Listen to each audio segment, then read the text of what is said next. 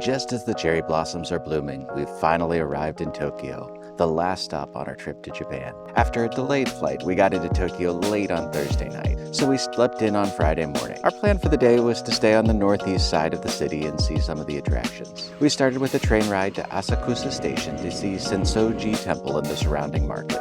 Before heading into the masses of people, we made a stop at the Asakusa Cultural Tourist Information Center to take the elevator up for a view of the temple and the rest of Tokyo. Surprisingly, this viewing area is free and didn't have much of a wait at all.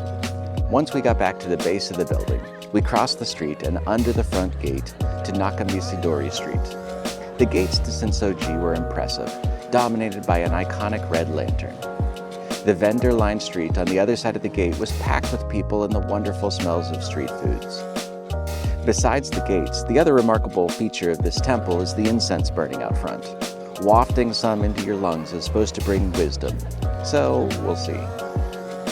After taking a few minutes to check out the rest of the temple and enjoy some of the first cherry blossoms of the trip, we decided to head down the road to get some sushi for lunch before visiting Ueno Park. This time of year, Ueno is abuzz with activity, as people come from all over to admire the cherry blossoms. We skirted the park at first and headed straight into the National Museum. We focused our visit on the Japanese relics, and we were impressed by the simplicity and beauty of the museum. It's tempting to build a monolith with all available pieces in a country's history available, but this museum had a representative sample from each era and good descriptions of each in a simple, well-spaced gallery.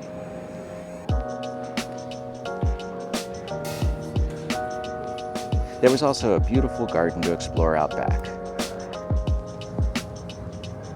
After all that culture, we needed a pick-me-up, so we sat and had some coffee before taking our time walking through the sakura, or cherry blossoms.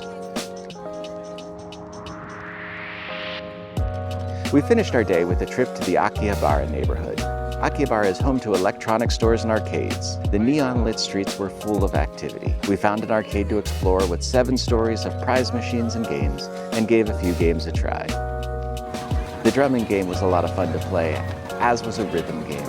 It was like a combination of a music game and Simon Says. After all that, we headed back to our hotel in Kinshicho to call it a day. After our late night in Akihabara, we slept in on Saturday morning. After grabbing pastries at a local bakery for breakfast, we took the subway over to the Shibuya neighborhood.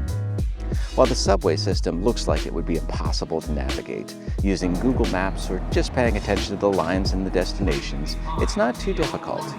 Just like the train network, it's easy to scan an IC card at the station and hop aboard. The trains are very frequent, and we never had to wait for too long.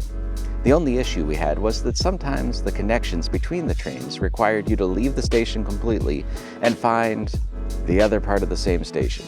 Shibuya is known for the busiest pedestrian crossing in the world. While it would seem chaotic, everyone kind of heads in the direction they need to go, and you've got lots of time to get across.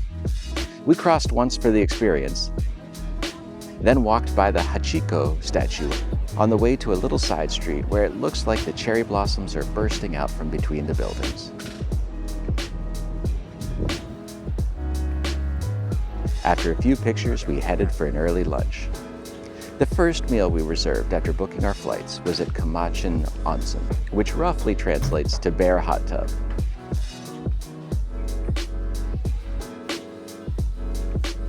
At this shabu-shabu restaurant, you choose a broth flavor, and meats and sides, and the soup is served in the form of a collagen jelly bear. Once you turn on the heat, the bear slowly starts to melt into the broth. Don't get attached. It was cute, hilarious, and yummy all at once. We loved it. The kids even hit up the gashapon machines to get a souvenir bear. After the meal, we walked back to the Shibuya station to go up to the top floor of Shibuya Sky. Shibuya Sky is a viewing platform that sits on the 42nd floor overlooking Shibuya Crossing and all of Tokyo. Despite not having the clearest day, the view was beautiful.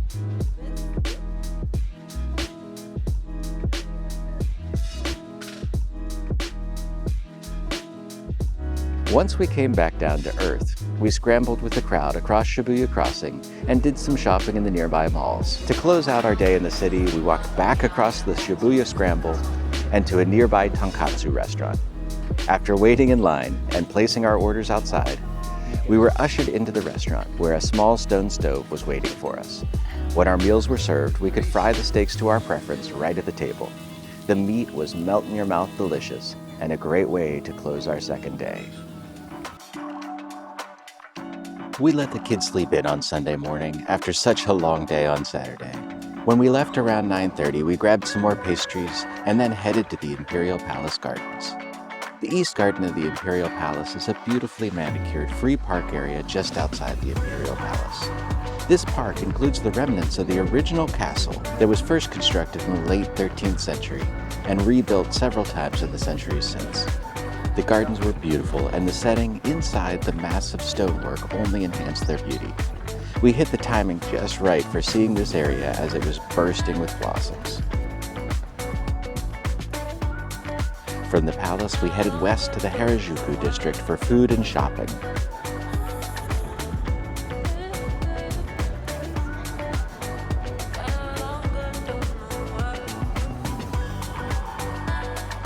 After wandering a few stores, we stopped to wait in line for fluffy pancakes at a lovely little cafe. These giant pancakes have become a viral sensation from Japan, and they were delicious. Well worth the wait for our pancake lovers. With full bellies, we moved on to the main shopping area of Harajuku and did a little more browsing. We also made our way to a famous cotton candy shop and shared a massive, beautiful cotton candy. From Harajuku, we stopped by the Tokyo Dome on our way east to take a ride on the Thunder Dolphin. The Tokyo Dome is what stadium complexes all seem to aspire to, but never achieve. It's a food complex and a mall with all sorts of entertainment happening right outside the stadium. The Thunder Dolphin was a blast to ride as it hits a max speed of 130 kilometers per hour and shoots through a building and the Ferris wheel. We stuck around to grab a meal of ramen for our last dinner in Tokyo. And after dinner, it was an easy subway ride back to Kinshicho. But the kids wanted one more crack at the arcade before we called it a night. And now we've reached Monday, the last day of our trip, before heading to Haneda Airport for a flight home and hopefully an airborne view of the eclipse. Tokyo has been a frenetic blur these last few days. There's so much to see and do and buy and especially eat. It's easy to see why this is so many people's favorite city on earth. It's been a wonderful trip through Japan, and while we're ready to go home and sleep in our own beds, we're sad to leave and ready to plan another trip back. Now you move your head. I want to see you go up and down.